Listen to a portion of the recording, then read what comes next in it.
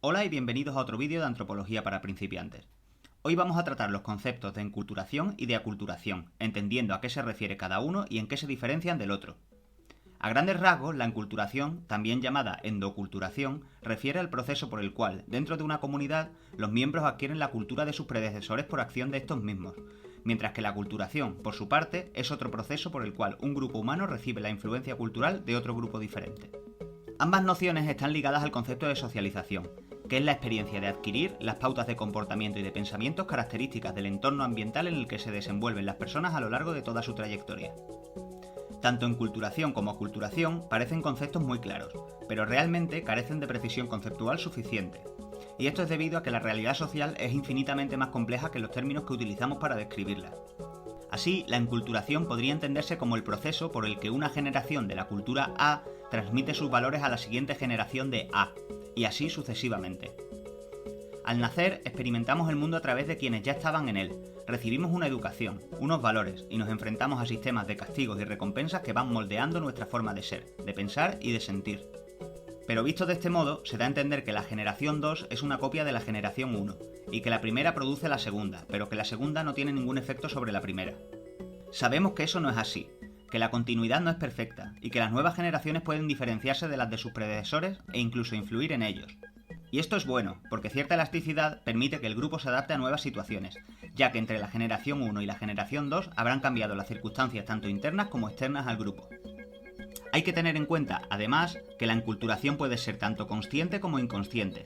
Muchas veces no somos conscientes de la propia cultura hasta que la confrontamos con otra diferente. Algunas cosas que entendemos por normales, de sentido común o naturales, son una parte muy interiorizada y prerreflexiva de las normas y valores culturales, y por tanto es más difícil adquirir conciencia de estos.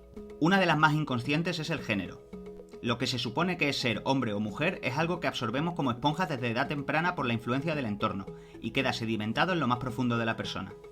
En mi opinión, una de las maneras de saber qué aspectos de la enculturación son más inconscientes y nucleares es observando cuáles producen mayor incomodidad cuando se cuestionan, así como cuáles presentan mayor continuidad. Pero mientras que unos aspectos son más profundos, otros son más superficiales y conscientes, y ofrecen menos resistencia al cambio. En resumen, podríamos decir que a nivel micro, la enculturación es toda experiencia temprana de aprendizaje consciente e inconsciente marcada por el entorno cultural del que un individuo forma parte. Y a nivel macro es el proceso por el cual la cultura mantiene su continuidad en el tiempo, transmitiéndola de generación en generación. Dicho esto, ahora resultará más sencillo entender la aculturación. En la aculturación, un grupo de la cultura A ejerce una influencia sobre la cultura B, pero este proceso presenta multitud de variantes de grado y de forma.